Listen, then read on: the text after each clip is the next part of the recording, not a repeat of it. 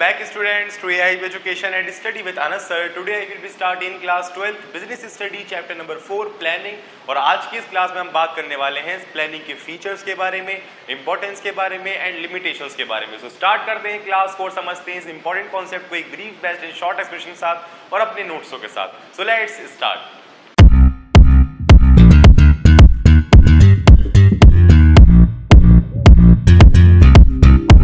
शुरू करते हैं अपनी क्लास को और समझते हैं पहले हम अपने फीचर्स को। तो देखिए फीचर्स हमारे पास फर्स्ट आता है फॉरवर्ड थिंकिंग। देखो फॉरवर्ड थिंकिंग का मतलब ये है कि प्लानिंग ही एक ऐसा फंक्शन है जिसका मतलब ये है कि हम अभी करंट पोजीशन में रहकर आने वाले समय के बारे में सोच रहे हैं, आने वाली फ्लक्चुएशंस के बारे में, आने वाली प्रॉब्लम्स के बारे में और उनके सोचने के मुताबिक ही अपने एसेट्स को डिजाइन कर रहे हैं, खुद को डिजाइन कर रहे हैं, अपनी सभी चीजों को डिजाइनमेंट कर रहे हैं कि अगर आने वाले समय में कोई ऐसी फ्लक्चुएशंस आई, ऐसी प्रॉब्लम्स आई, कोई एनवायरनमेंट में चेंज आया तो हम उसमें स्टेबल रह सकें। सो बेसिकली ये हमारा एक फॉरवर्ड थिंकिंग होती है जो कि काफी हेल्पफुल रहती है। नेक्स्ट आता है planning is a primary function of management, यानी कि हमने फंक्शंस ऑफ मैनेजमेंट कई बार पढ़ लिए हैं। क्या क्या होते हैं? Planning, organizing, staffing, directing and controlling. So उन सभी प्रोसेस में से सबसे प्राइमरी प्रोसेस हमारा क्या होता है? प्लानिंग ही होता है फंक्शंस ऑफ मैनेजमेंट में।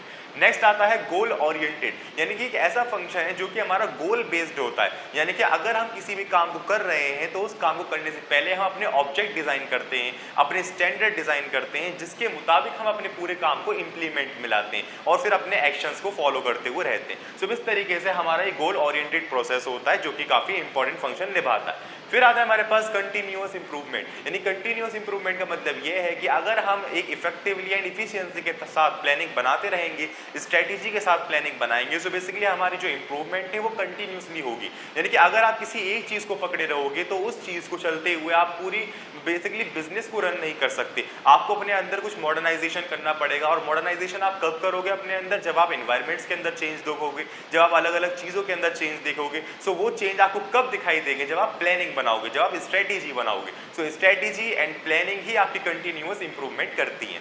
नेक्स्ट आता है आपके पास रिसोर्सेज एलोकेशन। बेसिकली प्लानिंग ही एक ऐसा फंक्शन है जो कि आपकी सारी रिसोर्सेज का आपको बायोडाटा दे रहा है, ये डाटा बेस्ड होती है कि बेसिकली आपके पास कितनी रिसोर्सेज हैं, आप उसका इफेक्टिवली यूज कर रहे हो या नहीं कर रहे, उनका कितना यूज हो रहा है, आपकी कितनी रिसोर्सेज की नीड है। So basically overall function of management ही आपका सबसे इंपॉर्टेंट प्लानिंग ही होता है और प्लानिंग ही आपको सारी रिसोर्सेज के बारे में बताता है, यानी इसको बताया जाता है रिसोर्सेज एलोकेशन। फिर आता है हमारे पास सिस्टमैटिक अप्रोच। ये एक सिस्टमैटिक अप्रोच है कि अगर हम बहुत ही अच्छे तरीके से सिस्टमैटिकली अपने काम को फिनिश करते हैं, हम आगे वाली रिपोर्ट देखते हैं, अपने पिछले साल के प्रॉफिट्स देखते हैं, बैलेंस शीट देखते हैं, उसके मुताबिक हम कहीं कोई डिसीजन ले पाते हैं। हम ये एस्टिमेट करते हैं कि यार ऐसे अगर कुछ हो गया, कुछ ऐसी फ्लक्चुएशंस आ गई, आने वाले समय में अगर कोई सरकार चेंज हो गई तो वो क्या रूल्स एंड रेगुलेशन बनाएगी। तो बेसिकली हम ये सभी चीज़ों को डेटा बेस्ड एनालाइज करते हैं, ऑब्जर्व करते हैं, देन आफ्टर हम कोई डिसीजन लेते हैं। तो एक सिस्टमैटिक अप्रोच है जो कि काफी समय बाद दिया जाता है इसका डिसीजन। फिर आता है हमारे पास प्लानिंग इज परवेसिव।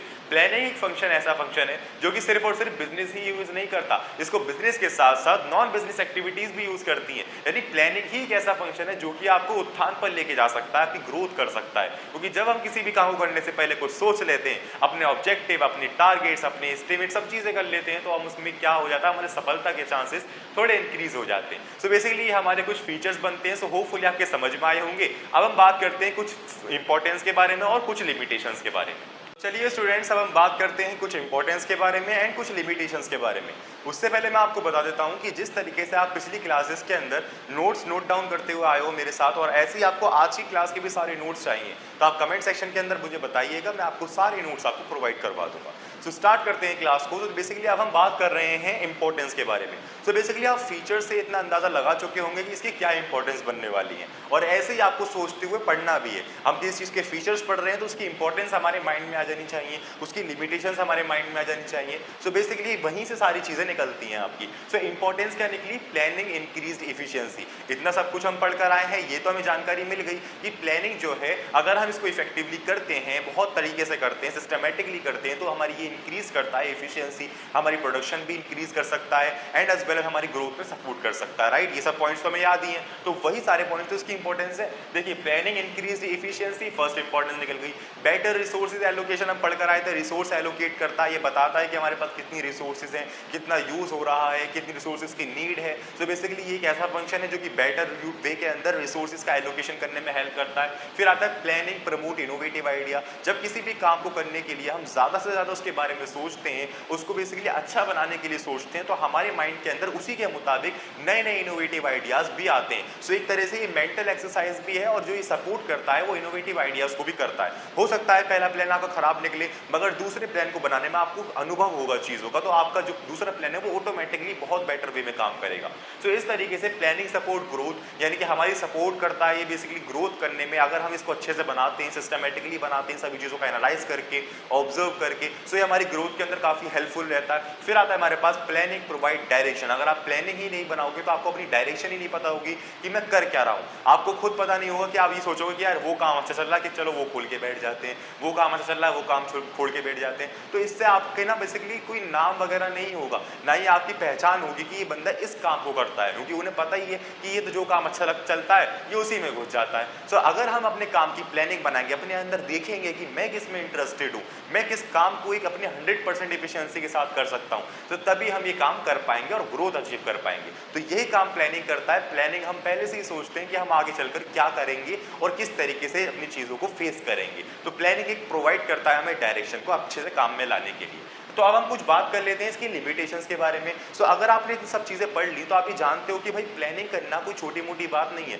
हम बहुत सारे डेटा एनालाइज करते हैं, प्रीवियस रिपोर्ट्स देखते हैं, आने वाले समय को एस्टिमेट करते हैं। हम ये देखते हैं कि गवर्नमेंट कहीं चेंज ना हो जाए, आने वाले इलेक्शंस के अंदर क्या होगा, या कोई भी टेक्नोलॉजिकल इन्वायरमेंट है, लीगल इन्वायरमेंट है, कोई भी रूल्स एंड रेगुलेशंस है। सो बेसिकली एक टाइम कंज्यूमिंग प्रोसेस होता है जो कि बहुत ही ज़्यादा टाइम भी लेता है और साथ साथ पैसे का भी खर्चा होता है। यहाँ पे ये ध्यान रखिएगा, ठीक है। नेक्स्ट आता है डिपेंडेंस ऑन डेटा, यानी कि एक ऐसा फंक्शन है जो कि डेटा के ऊपर डिपेंडेंस है। अगर आपके पास अपनी प्रीवियस रिपोर्ट्स नहीं है कि आपने प्रॉफिट किया या लॉस किया, आपकी क्या क्या गलती रही, और आपके पास कोई ऐसी रिपोर्ट नहीं है जो कि आप एनालाइज कर सको कि आपके आसपास एनवायरनमेंट क्या चल रहा है, तो उसमें आपका जो प्लानिंग है वो एक अच्छे से हो पाएगी?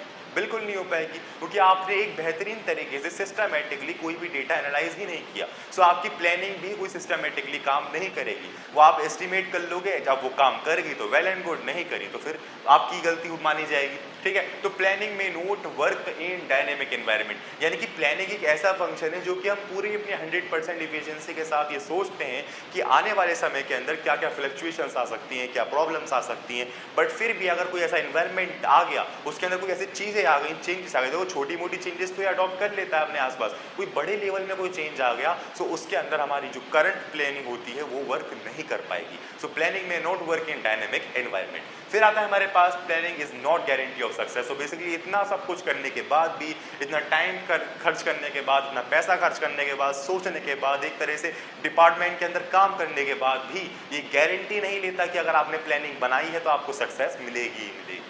बस ये चांसेस इंक्रीज कर देता है कि हाँ भाई आपको सक्सेस मिल सकती है, आपने अपनी डायरेक्शन चुन ली है, आपने अपना वे चुन लिया है। सो बेसिकली आपने अगर पूरा प्लानिंग प्रोसेस फॉलो किया है, टाइप्स ऑफ प्लानिंग के अंदर अपने टाइप्स चुने हैं, सभी चीज़ों को अच्छे से समझा है, तो ये गारंटी तो नहीं लेता, बट चांसेस बहुत इंक्रीज करता है कि आपको सक्सेस मिल सकती है। सो होपफुली आपको सभी चीज़ें क्लियर हुई होंगी। आज की इस क्लास के अंदर हमने प्लानिंग को ओवरऑल फिनिश कर दिया।